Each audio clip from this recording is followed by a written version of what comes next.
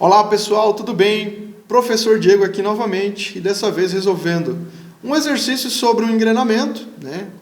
São dois eixos com duas engrenagens acopladas em suas extremidades e esse acoplamento, né, ele vai determinar qual que é o ponto onde nós vamos ter um torque máximo. Então, a partir desse torque máximo, a gente delimita todo o problema e isso também dá para calcular os ângulos de torções em todos os respectivos eixos e engrenamento ali, tá?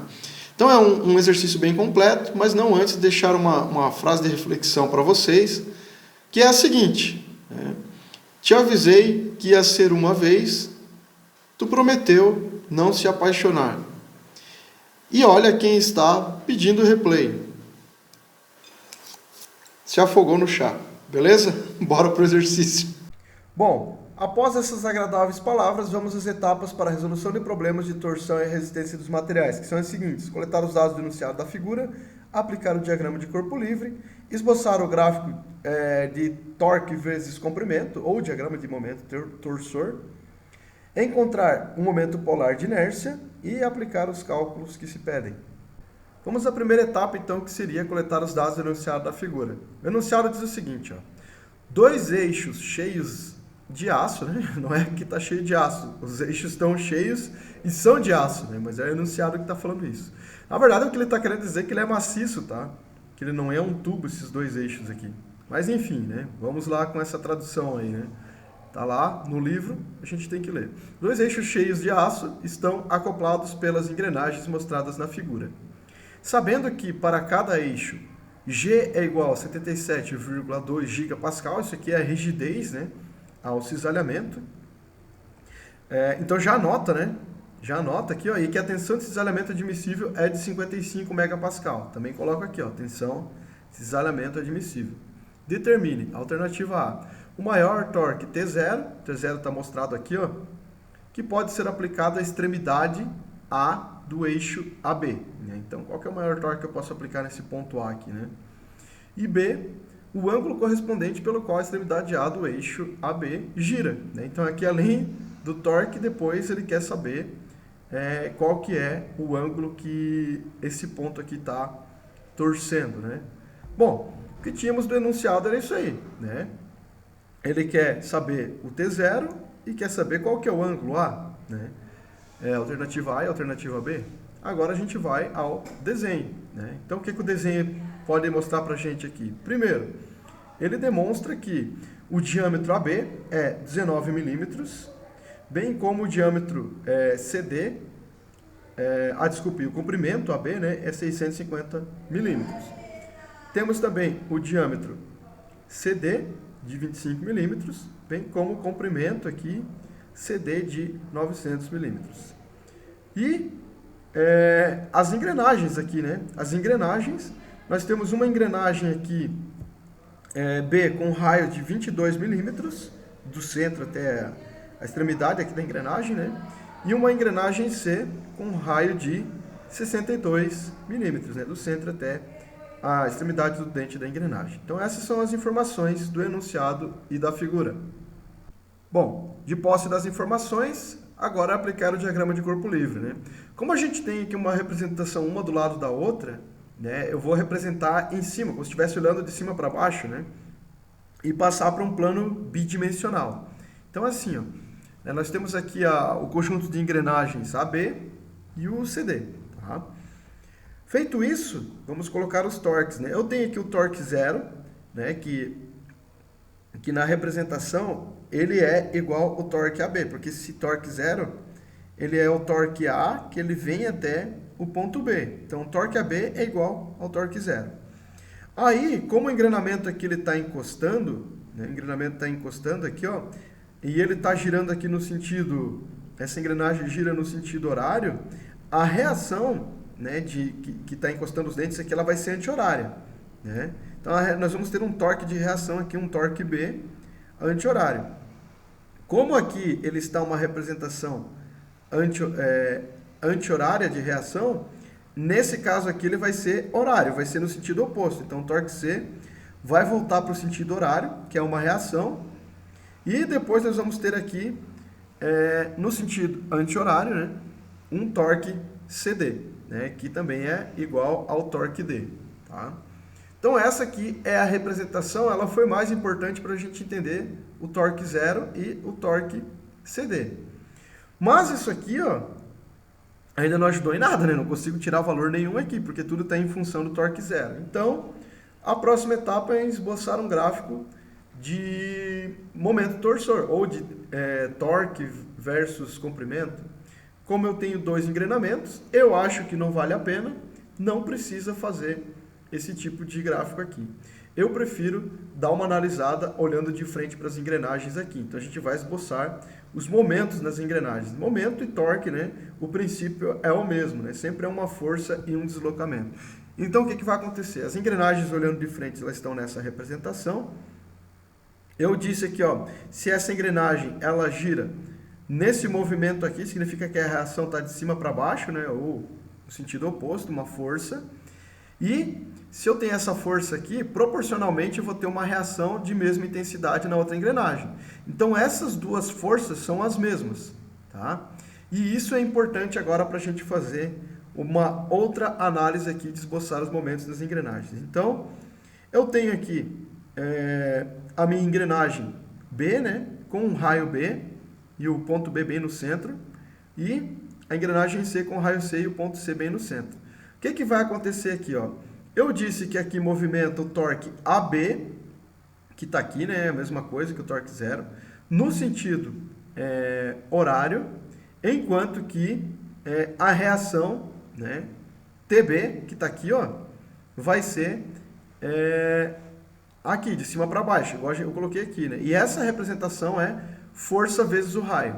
Então, esse aqui é um torque que poderia ser dado, por exemplo, por um motor, e aqui é uma reação, né, que está sendo dada porém está em atrito com a outra engrenagem, né? E esse torque B vai ser força vezes o raio B. Por isso que momento e torque tem a mesma intensidade, né? Força vezes um deslocamento. Já do outro lado aqui, ó, eu vou ter então um torque C. Lembrando que isso aqui vem da força, aqui, ó, por isso que eu até deixei em verde aqui, né? Um torque C, que será a força, a mesma força vezes o raio C, né? Só que agora no sentido oposto aqui, no engrenamento. E, consequentemente, então, nós vamos ter lá um torque CD no sentido horário novamente, né? Um torque CD. Feito isso, né? Uma vez que a gente tem aqui o torque C e o torque CD, né? Nós vamos acabar, então, com... vamos fazer aqui um somatório dos momentos nesses dois diagramas aqui para entender o que está acontecendo. Bom, salvei minha equação 1, que era importante, agora vamos ao somatório dos momentos em B, mas considerando o sentido positivo anti-horário agora, tá? Então, inicialmente eu vou ter aqui um torque AB, que está no sentido horário, então ele vai ser negativo, torque AB, e um torque B, que está no sentido horário, né? Então, desculpa, ele está no sentido anti-horário, então ele vai ser positivo, não tenho mais nenhum torque em B, igual a zero. Só para ficar mais bonitinha essa equação aqui, a gente passa para o outro lado o torque AB, então o torque B vai ficar igual ao torque AB, tá? Bom, mas o que é o torque B? É força vezes o raio B. E o que é o torque AB? Está aqui na equação 1, é o T0. Então, substituindo, né, nós temos que força vezes o raio B é igual a T0. Esse raio está incomodando, eu vou isolar a força. Esse raio está incomodando, passa para o outro lado. Então, eu vou ter que a força é igual ao torque zero sobre o raio B. E eu vou chamar de equação 2. Vamos fazer um somatório dos momentos em C agora. Aqui, ó. Somatório dos momentos em C com sentido positivo anti-horário. Eu vou ter negativo torque CD, porque ele está no sentido horário. E eu vou ter aqui positivo, porque está fazendo um sentido anti-horário, o torque C. Não tenho mais nenhum torque igual a zero. Tá? Aí, esse cara aqui, né, ele pode passar para o outro lado, né? Ou, só para a gente deixar na forma positiva, né? Então, TC vai ser igual ao TCD. Ok. Dito isso, né, que TC é igual ao TCD, nós vamos ter, então, que O TC a gente sabe que é força vezes o raio C, né? E o TCD é o TCD, fica ali mesmo. Vamos isolar essa força aqui também, esse raio passa para o outro lado dividindo, e esta é a equação 3, onde a força é igual ao torque CD sobre o raio C. E aí a gente vai igualar essas equações aqui, ó. Iguala elas, né? Então o lado direito dessa vai ser igual ao lado direito dessa, das 2 e 3, tá?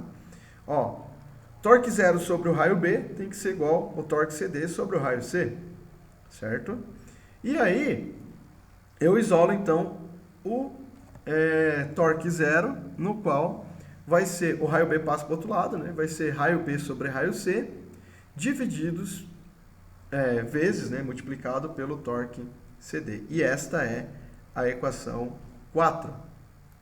Bom, não adianta só fazer esse algebrismo aqui sem explicar o porquê que eu estou fazendo isso, né? Eu vou ter dois momentos para encontrar o torque 0. Considerando só o eixo AB, e o outro aqui, ó, percebam que eu estou considerando o torque 0, só que querendo saber o que está acontecendo lá no eixo CD. Né? Então é por isso que eu fiz essas duas equações.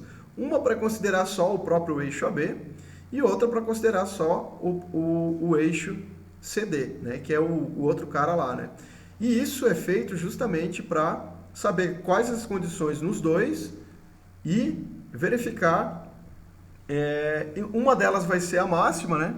E daí eu considero as condições mínimas para não forjarem as condições máximas, né? Para não acabar destruindo a minha condição máxima, entendeu?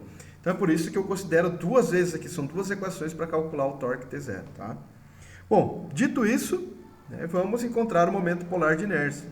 Temos aqui a representação de dois diâmetros, eu poderia calcular direto com esta equação aqui, poderia, muito bem, e é isso que eu vou fazer, né?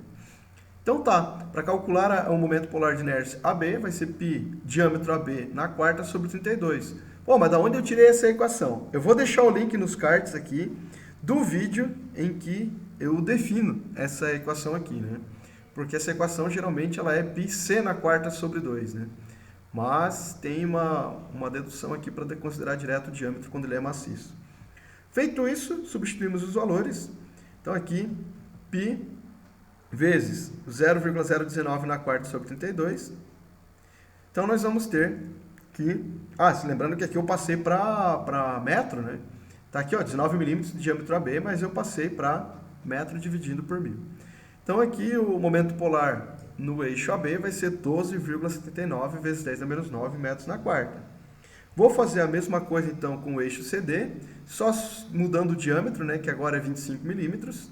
Passo para metros também, né, dividindo por 1000. E vamos ter então que o momento polar no eixo CD é de 38,35 aproximadamente, né, vezes 10 a menos 9 metros na quarta. Bom, agora a gente vai à aplicação dos cálculos, né? A fórmula da tensão de cisalhamento é torque vezes diâmetro sobre 2 vezes o momento polar de inércia, né? Porém, entretanto, todavia, né, se a gente isolar o torque aqui nessa equação, né, tudo passa para o outro lado, aqui, né, o 2J passa para o outro lado multiplicando, enquanto que o D vem para o outro lado dividindo.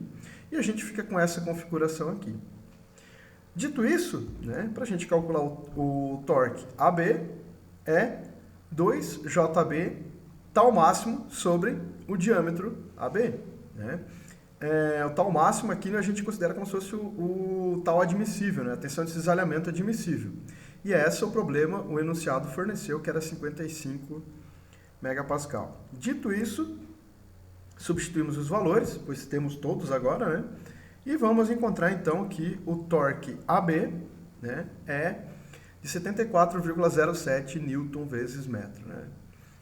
Bom, considerando agora o torque CD, ele vai ser 2JCD sobre tal máximo o DCD. Temos todos os valores também, né? Substituímos todos eles e o resultado dá um torque CD de 168,73 Newton vezes metro. Bom, então aqui a gente encontrou agora os dois torques em relação ao eixo, né? Uma vez que a gente tem todo esse comprimento aqui de diâmetro CD e todo esse comprimento de diâmetro AB, né? Então, é por isso que a gente considerou aqui o diâmetro do maciço dos eixos, tá? Bom, encontramos o torque AB e o torque CD. Só que considerem o seguinte, tá? Ambos os torques aqui, ó, foram considerados nos eixos, considerando a tensão admissível desse aço, tá? Desse aço aqui, né? Isso significa o quê? Significa que a gente usou o limite, né? Tipo assim, até aqui, né? Óbvio que a tensão admissível deve estar com coeficiente de segurança, né? Mas foi o máximo que a gente podia aplicar de tensão aqui, que foi considerado pelo problema, tá? Então essas são as tensões máximas que esses dois eixos aqui podem ser considerados, beleza? Beleza. Aí, agora a gente vai usar as duas equações que nós pegamos lá no começo para calcular o T0. O primeiro T0 da equação 1 é o próprio TAB, substituindo nas equações aqui, né?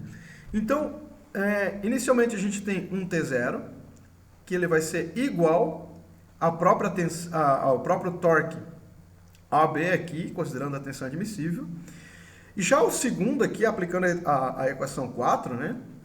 Nós vamos substituir aqui o TCD e nós vamos ter um torque T0 de 59,87. Então, para pensar o seguinte aqui, ó. Se for pensar só no eixo AB, eu posso aplicar um torque de até 74 Nm. Se eu for pensar só no torque CD, eu posso aplicar um torque de, no máximo, 59,87.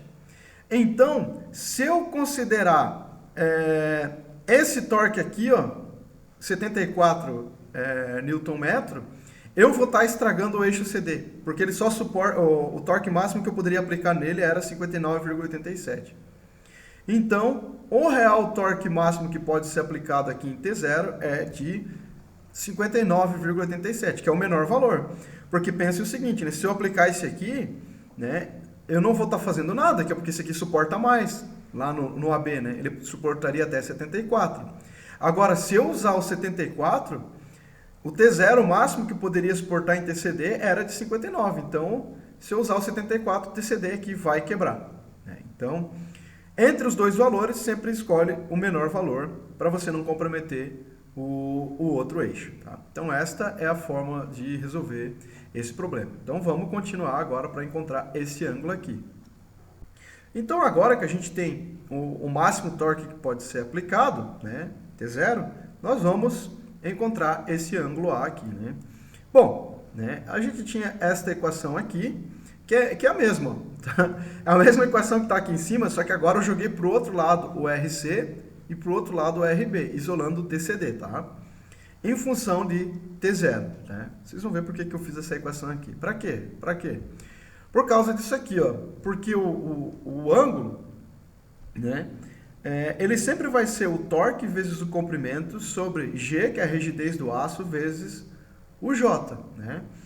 Então, vamos primeiro encontrar o ângulo AB. Então, quanto que distorce aqui AB, né? Quanto que ele distorce aqui o AB? Lembrando que o AB é de A até B, tá? E não apenas só o ângulo A, tá? De A até B. Ok, vamos substituir os valores, né? Nós vamos ter aqui o T0, né? Que é igual a B. Tá aqui, ó, da equação 1, ó, T0 é igual a TAB. Vezes, em AB tem um comprimento de 650. A rigidez foi dada no enunciado, 77,2 gigapascal. E o J a gente calculou aqui, ó, 12,79 vezes 10 a menos 9. Isso vai dar um ângulo de 0,039 radianos, tá? Mas eu não quero saber o ângulo em radianos, eu quero saber o ângulo em graus. Aí você multiplica por 360 e divide por 2π, né? Que uma vez que 2π radianos é 360, é o total, né? Ou pode multiplicar por 180 e dividir por π só, dá na mesma, né? Isso vai chegar, então, em um ângulo, né, AB de 2,25 graus aproximadamente. Então, agora nós vamos calcular o ângulo CD, tá? Bom, não foi em vão que eu deixei aqui ele destacado em azul, né? E daí agora vocês não vão achar que eu sou louco de eu ter isolado esse TCD aqui, ó. Por quê? onde tem o TCD, eu vou colocar essa relação aqui. Ó. Então, o ângulo vai ser o TCD, que é isso aqui, né? T0 LCD sobre GJCD. E daí, agora sim, eu posso substituir os valores, né? Onde a relação dos raios, né? RC é 62 milímetros, o RB é 22. Aqui eu vou ter o T0, né? Que é igual ao TAB, que está aqui também, o valor T0. Agora o comprimento é 900 milímetros, está aqui, 0,90, passando para metro. E o J, né, CD, era 38,349 vezes 10 na menos 9. Com isso, nós vamos ter que o ângulo CD é 0,51 radianos, né?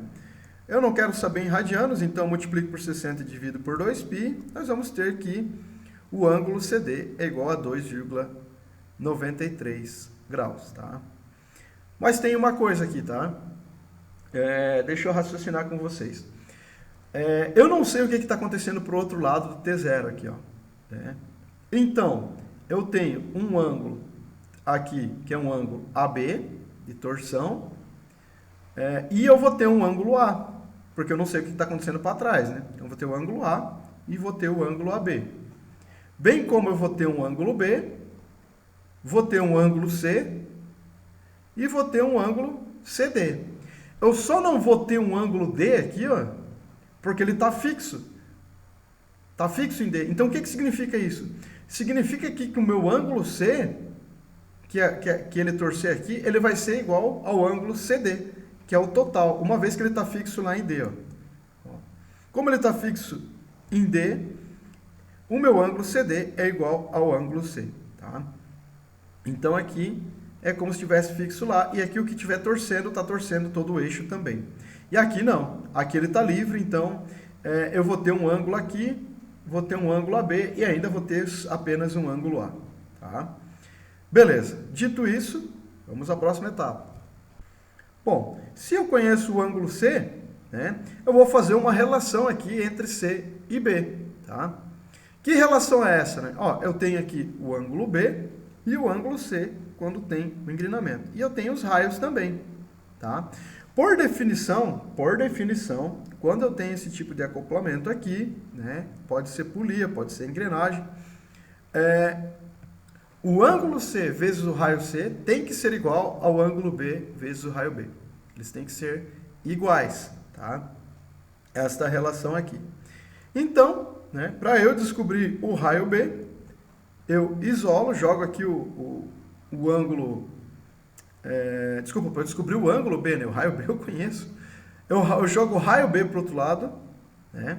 E este raio B aqui fica com essa razão. Então, raio C sobre raio B vezes o ângulo C que eu conheço.